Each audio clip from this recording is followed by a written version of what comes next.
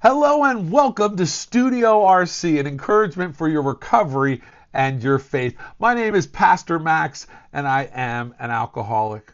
We're jumping into a series called The Nuts and Bolts of Our Faith. One of the things that we have found and observed is sometimes when people come into recovery and then they have their spiritual awakening and that experience with their higher power, and they recognize that faith and Jesus is a part of that. Many don't have an understanding of all the intricacies or even some of the foundational things of faith. And so many are learning and looking forward to it. Now, maybe some have had faith as a background growing up, excuse me, but when they get sober, they don't remember it or necessarily know how it applies. Or there's some people who have a great knowledge of faith and sometimes just want to review or go a little deeper. Our nuts and bolts are exactly that. We're going to go deeper into our understanding of not only the basics of faith, but how it applies to our recovery and how they complement one another. We're going to use a method called catechism. I know, that's a big church word, but catechism is basically a question and answer. A question is asked and then the answer is given. It's been used throughout the church history to teach whether it's children or adults, and so that everyone could be on the same page, they used catechism. There was the Westminster Catechism that was done at the Westminster Abbey. People came together and they produced this over 100 questions. In 2012, some theologians and pastors came together and they came up with what was called the New City Catechism. And they boiled it down to 52 questions of answers for our hearts and minds, is what they said. A question a week is how they designed it. And they broke it down into three different parts. The first part was God, creation, the fall, and law, questions involving that. The second part was Christ, redemption, and grace. And then the third part dealt with spirit, restoration, and growth in grace. And so what we're going to do in our Nuts and Bolts series is we're going to jump into different questions, and we're going to explore different questions each episode. So this will be a multi-part series dealing with the nuts and bolts of our faith. Now, I just want to disarm you in regards to the big word, that catechism. It seems like a scary word. It actually comes from the New Testament, which it says the Greek word is katecheo, and it simply means to teach or instruct. And so our hope is that that's what this will do. It will help teach and instruct both your faith and inform your recovery and how they complement one another and work together. And so this intro, it'll be the same every time. And then we'll go into different questions each episode. So without further ado, let's jump in and jump into this episode's series of questions. You can check out New City Catechism. There's a website, there are videos, there's an app, so you can dig even deeper after this episode. Thank you so much, and let's get started. All right, let's get started. We are only going to tackle one question in this particular episode, but it's a biggie, and it is the church. The question is, what is the church? So let's jump into see what the catechism has for us today. I mean, that question of what is the church? I mean, for many of us in recovery, the word church might bring mixed feelings of judgment or wounds or confusion, or may even feel like a distant memory, something that was nice at childhood.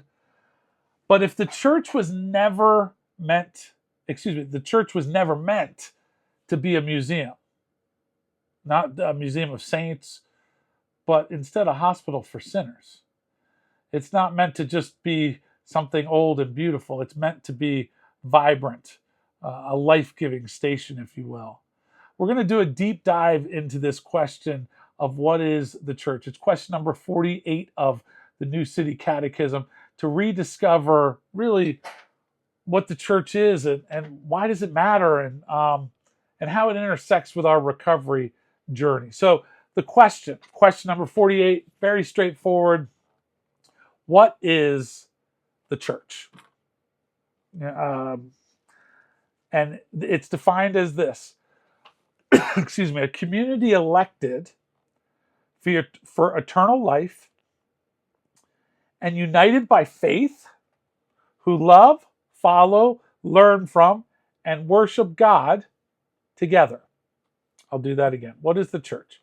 It's a community elected for eternal life. In other words, election means that we are together. We've accepted Jesus. We're going to heaven. We're going to have eternal life together. So we're a community of believers who will be in heaven together.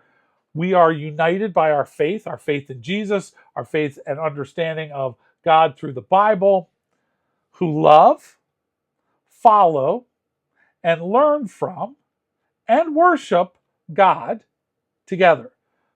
We love God, we follow God, we learn from God, we worship God, and we do this all together. That is the idea of the church. God has called people with saving faith in Jesus to unite together as a body called the church. It's important to understand the church as well as its purpose, and hopefully over the next few minutes we'll clarify that and make that clear.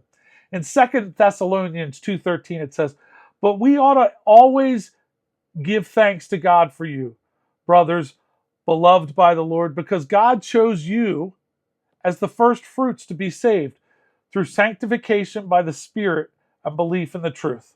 Okay, well, again, a lot of words maybe that aren't familiar. We ought to always give thanks to God for those, in other words, who came before us. We do that in recovery. We thank God for those who came before us and that are beloved by God, chosen by God.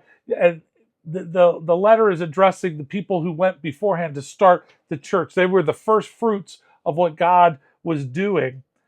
They were the first fruits to be saved. In other words, they started out the church, and now all these people are coming to God because these people came. And through sanctification by the Spirit, the cleansing of, and our belief in the truth, people are being changed. And that is a picture of the church. Now, I guess there can be some confusion sometimes, that the church is a building. And the truth is, we define the church not as a building, but it's the people. But that's only added by, like, I'm going to church, or an event happening to church. We say, I'm going to church. And so it makes the church seem like the thing that we're going to, not that I'm going to small group with these people to live out life. It's just easier on some level to say church. But then people start to think that church is a destination. It's not the relationship. It's not the people. It's not holding the same things in regards. And that's not to say, I know that, the church is not a building per se. I'll put this caveat though. The church can be a special place, a holy place. Toby Mac has a new song called Little Church. I need a little church. And, he just wanted to be in church. And he said, whether it was in a coffee shop or on a dirt road, he just, sometimes being in church and being with like-minded people, it's not the building, it's the spirit, but sometimes there's comfort about being in that place. But when we talk about church, it is about the people. It is about the relationship. It's about being on the same page. It is about people chosen by God and called together into one body, doing life together, to love and to serve the people of God and those around them. And the church serves as a vehicle to help fulfill God's plan. It's a way of getting people together so that we can do the will of God. And so we want to think of the church as people rather than the building. We're not confined just to the four walls. Our ministry, our being the church goes out. We are the church when we're at the dentist's office, when we're at Wawa getting coffee. If you have Wawa, awesome. If not, whatever convenience store. But we're still the church when we go out and do those things. The church it's important to keep in mind the church exists for God, for its members, and those outside. For all three parties. We do church to honor God, to give God thanks, to give God praise, and we do that together. And there's strength when we're able to do that together.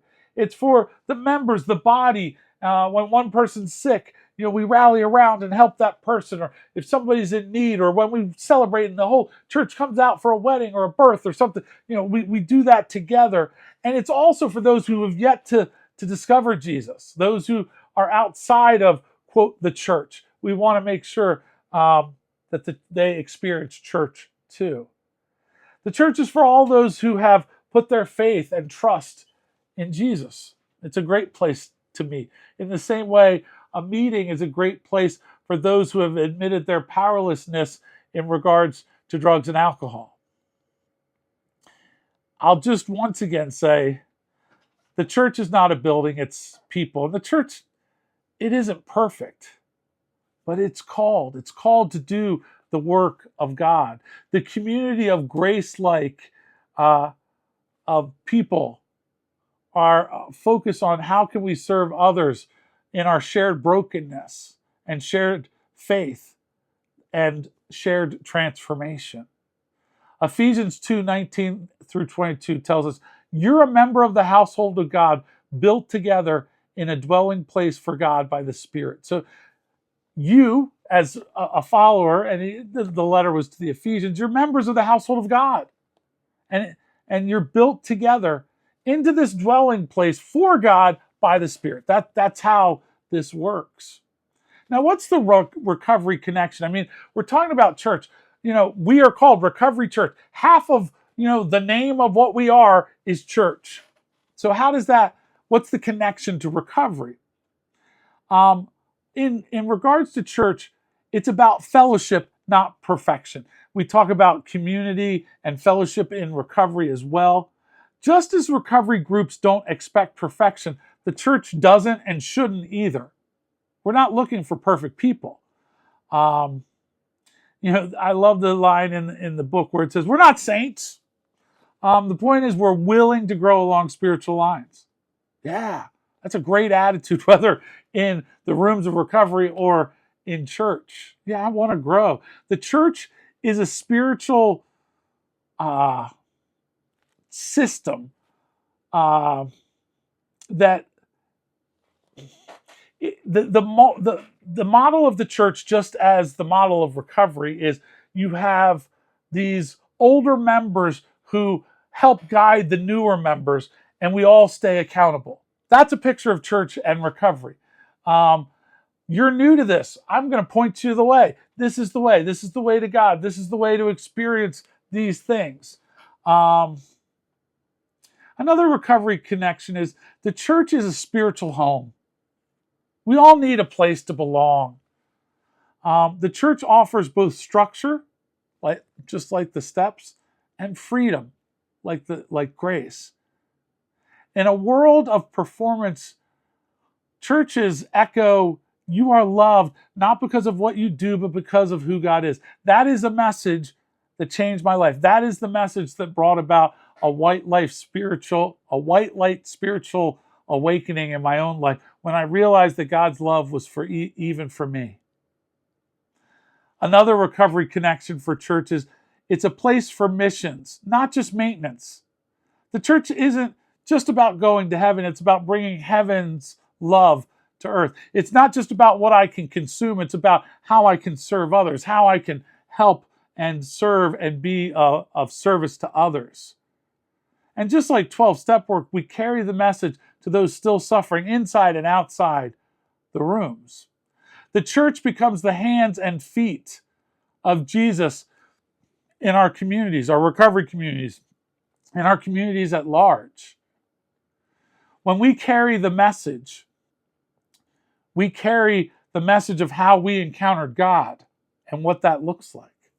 So we carry the Spirit of God with us when we do that. Here are some questions to consider. What has been your experience with the church? Has it helped or hurt you? Now, I think that sometimes people have a real negative feeling or view on church, and much the same way they might of God or prayer, because it didn't work, and maybe we didn't bring the proper attitude. And one of the things the book talks about, we latch on to the sins of some so that we can dismiss the whole thing. Um, Even if we've had a negative experience, and as hard as some of those experiences may be and have been, is it an isolated issue? Is it something that we can overcome or overlook? The church is designed by God, the bride of Christ. It can be a beautiful place of healing and restoration and resurrection. Um, the hard part is if the church doesn't function that way, it can cause more damage sometimes than good, and that's some of what we're interacting with. Another question to consider: what would it look like for the church to feel like a safe space for you or for others? Is there things that you can help? I think, we think about the meetings and what we do to help it be welcoming. We make coffee. We have greeters at the door. We do things to make people feel safe and comfortable, and therefore willing and able to share. Another question: how can you contribute um, to building a Christ-centered, grace-filled community? How do you help that? How do you add to that? How do you extend that? How does the church echo 12 steps, the 12th step idea of carrying the message? Carrying the message in a lot of ways is evangelism. Carrying the message, different language, same posture of sharing. Just remember, the church is not a hotel for saints, but a hospital for sinners. That's Augustine said that. The AA book reminds us, though many of us were religious, we had to quit playing God. That didn't work. We know that it didn't work, but it's important to continue. That's part of being the body. We understand our positioning to God. Matthew 18:20 says, "Where two or three are gathered in my name, there I am among you." Like, that's a church. That's a meeting. Like, when two or more are gathered. I don't know if you've ever chaired a meeting and it looked like no one was coming. And you're like, well, I'll wait 20 minutes. And then one or two people showed up. And rather than whoa, hum, hum, hum, it ends up being one of the best meetings ever. Some of those small meetings, those meetings that you don't have much expectation, are some of the best. It's important to remember, excuse me, you can't do recovery or faith alone. We were powerless over alcohol. Rarely have we seen a person fail who's thoroughly followed our path. Like, we do this together. In Acts 2, it shows this incredible picture of the early church. And it says they were devoted to teaching, fellowship, breaking of bread, and prayer. They did it together. They shared their lives, their burdens, their resources, and it made a difference. The result was the Lord added to their numbers day by day those who were being saved. That's the model community, Acts 2. Give it a read. 42 through 47, it lays it out there perfectly. This is the model community: honesty, generosity, worship.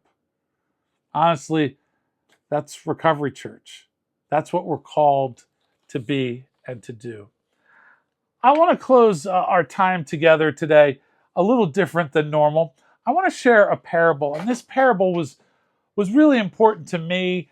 It's not from the Bible, but you'll see what this is. You could actually look this up online. The parable of the life saving station, and this, in some ways, is talks a little bit about what the church can be, and it gives it a picture of what it could be. So here's the parable of the life saving station, the parable of a lighthouse. On a dangerous sea coast where shipwrecks often occurred, there was often a crude little life saving station. The building was just a hut, and there was only one boat, but the few devoted members kept a constant watch over the sea, and with no thought for themselves, they went out day or night tirelessly searching for the lost. Many lives were saved by this wonderful little station, so that it became famous. Some of those who were saved from various, some of those who were saved and various others in the surrounding areas wanted to become associated with the station and give of their time and money and effort for the support of its work. New boats were bought. New crews were trained. This little life-saving station grew.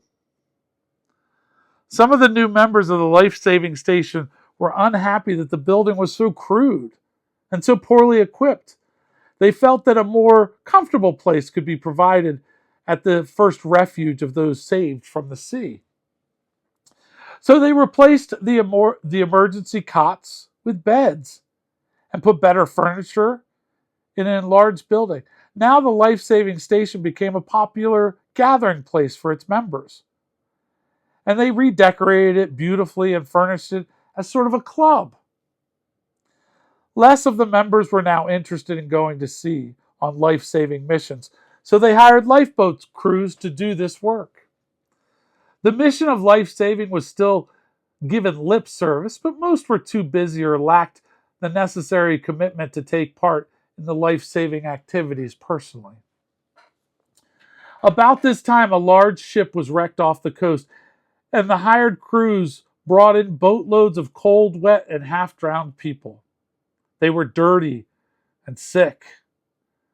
Some of them spoke a strange language, and the beautiful new club was considered considerably messed up. So the property committee immediately had a shower house built outside the club where victims of shipwreck could be cleaned up before coming inside. At the next meeting, there was a split in the club's membership. Most of the members wanted to stop the club's life-saving activities as being unpleasant and a hindrance to the normal life pattern of the club. But some members insisted that life-saving was their primary purpose and pointed out that they were still called a life-saving station. But they were finally voted down and told that if they wanted to save the life of all the various kinds of people who were shipwrecked in those waters, they could begin their own life-saving station down the coast. And they did. As the years went by, the new station experienced the same changes that occurred in the old one. They evolved into a club, and yet another life-saving station was founded. If you visit the seacoast today, you'll find a number of exclusive clubs along the shore.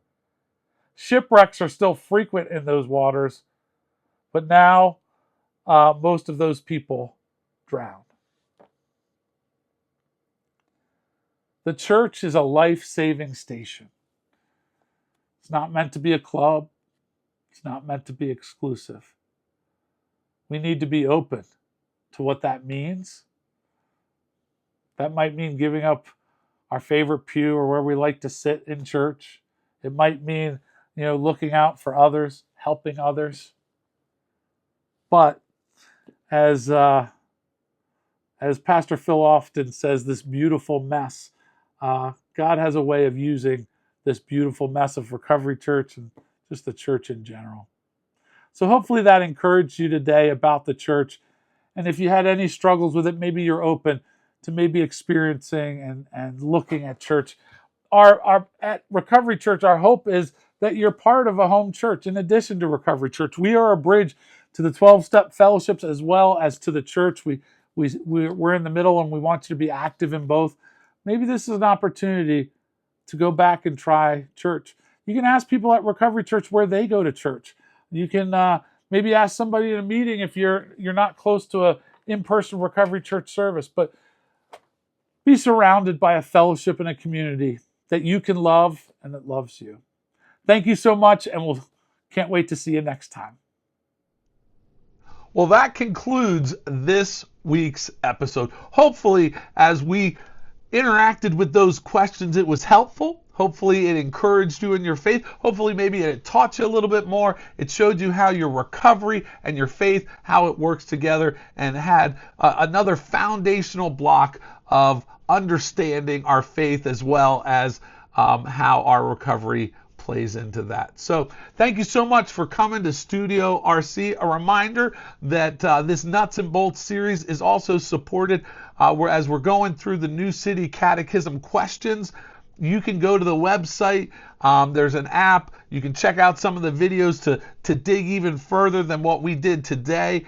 And so that you can keep learning and keep informing your faith. So we thank you for coming to Studio RC. We encourage you to like, to follow, to comment, to share, do all those things so that we can continue to expand the footprint and encourage others in their recovery and their faith. So thanks so much for coming to Studio RC. We'll see you next time. And remember, Recovery Church, 12 steps, one goal. God bless. We'll see you next time.